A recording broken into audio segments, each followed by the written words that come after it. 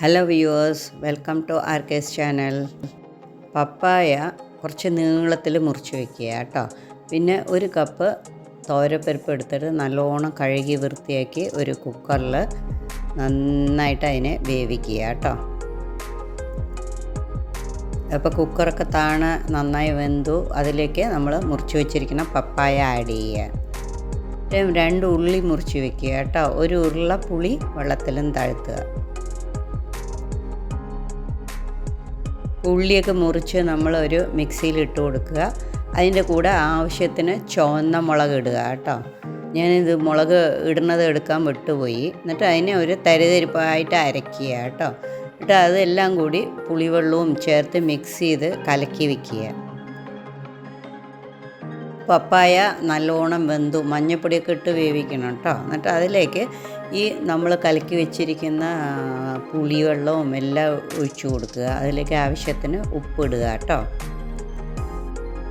അത് നല്ലോണം തിളയ്ക്കുമ്പോൾ അതിലേക്ക് നമ്മൾ കടുക്, കറിവേപ്പില, ചുവന്ന മുളക് എല്ലാം കൂടി ഇതിലേക്ക് വറുത്ത് കൊട്ടുക. ഒരു അടിപൊളി പപ്പായ പുളിങ്കറി തയ്യാറാണ്. എല്ലാവരും ട്രൈ ചെയ്ത് നോക്കൂ കേട്ടോ. ഇത് കഴിക്കാനും നല്ല ടേസ്റ്റാണ്, പെട്ടെന്ന് ഉണ്ടാക്കാനും പറ്റും. നമ്മൾ 2 കറിയാണ് ഉണ്ടാക്കണം. ഇനി അടുത്ത കറിയിലേക്ക് നോക്കാം കേട്ടോ. അതിനായി ഒരു 4 പഴുത്ത തക്കാളി തന്നെ എടുക്കണം കേട്ടോ. പിന്നെ ഒരു 3 ഉള്ളി, ചെറിയ ഉള്ളി ഉണ്ടെങ്കിൽ അത് വളരെ നല്ലതാണ്. ചുവന്ന വലിയ ഉള്ളി ആണെങ്കിലും കുഴപ്പമില്ല. ഓക്കെ, അതൊക്കെ കുറച്ച് വലിയ കഷ്ണങ്ങളായിട്ട് മുറിച്ചെടുക്കുക കേട്ടോ. എല്ലാം നല്ലോണം കഴുകി വൃത്തിയാക്കി മുറിച്ചെടുക്കുക. ഈ മുറിച്ച സാധനങ്ങൾക്ക് കൂടി ഒരു കുക്കറിൽ ഇട്ട് കൊടുക്കുക കേട്ടോ.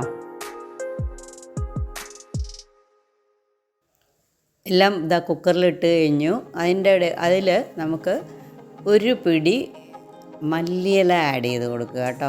മല്ലിയില ഷ്യൂറായിട്ട് ഇടണം, അതാണ് അതിൻ്റെ ഹൈലൈറ്റ്.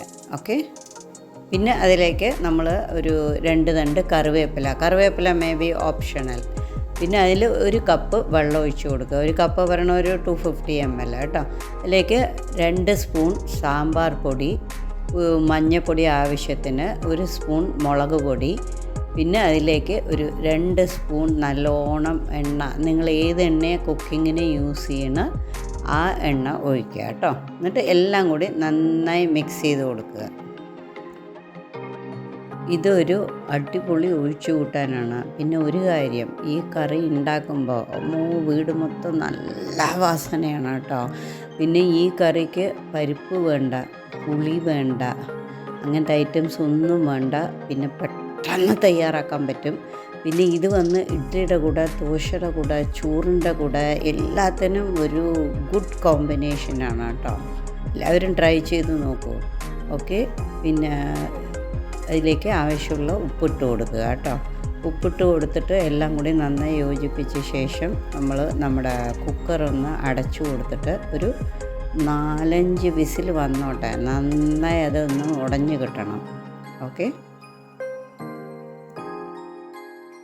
ഇനി ഒരു പാനിൽ എണ്ണ ഒഴിച്ചിട്ട് 2 സ്പൂൺ എണ്ണ ഒഴിച്ചിട്ട് അതിലേക്ക് കടുക്, ചുവന്ന മുളക്, കറിവേപ്പില, കായം മസ്റ്റാണ് കേട്ടോ.